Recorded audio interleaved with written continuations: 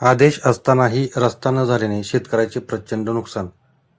शिरूर तालुक्यातील मौजे भांबर्डे येथील वादी गोरख वाबळे विरुद्ध प्रतिवादी दीपाली देशमुख व रुपाली वाबळे या शेतरस्ता मागणी प्रकरण कलम 143 अंतर्गत तहसीलदार शिरूर यांनी जुलै 2025 रोजी वादी गोरख वाबळे यांना 10 फुटी रस्ता मंजूर केलेला होता. त्यानुसार मंडलाधिकारी रांजणगाव, ग्राम महसूल अधिकारी तसेच रांजणगाव पोलिसांच्या उपस्थितीत रस्ता तयार करण्यात आला होता.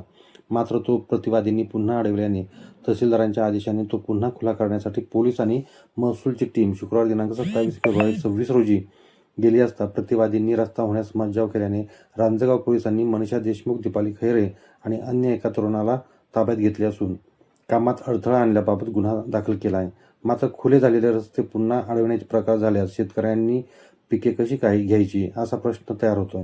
त्यामुळे शासन आणि प्रशासन या गोष्टीवर विचार करेल का हा देखील महत्त्वाचा प्रश्न निर्माण झालेला आहे.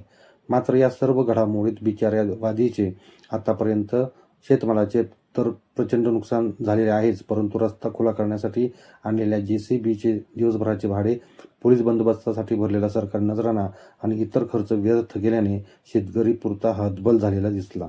अशीच परिस्थिती संपूर्ण महाराष्ट्रात असून शासनाने अशा गोष्टींवर कठोर व योग्य निर्णय घेणे शेतकऱ्यांच्या हिताचे ठरेल.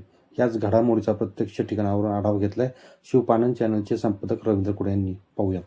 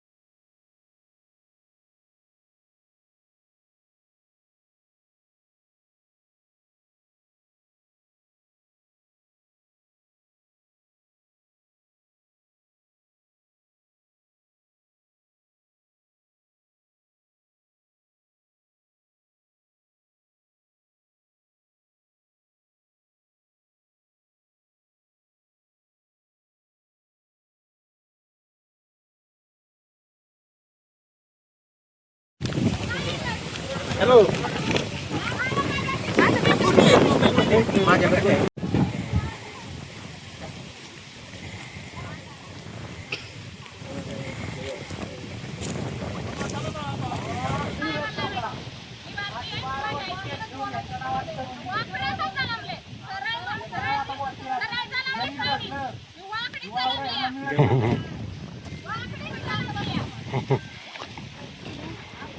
चला हो मॅडम घ्यायला चला चला चला चला पोलीस स्टेशन लय आवडली तुम्हाला चला चला घ्या त्यांना चला चला आता तुम्हाला आई चक्कर मारायची जाऊ द्या काय होऊ दे काय करतो तुम्हाला 1000 रुपये टाकता येणे इतकं वर्ष चला चला पाहून तुम्ही काय नका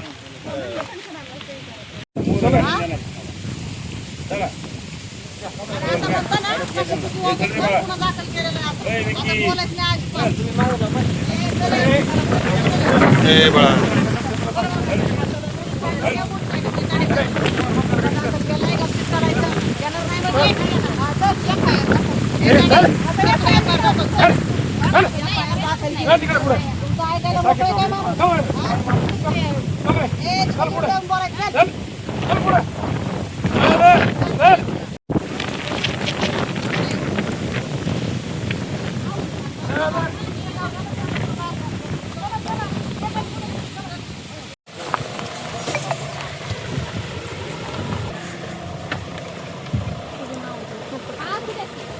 रस्ताच नाही ओपन करायचं. चला आता.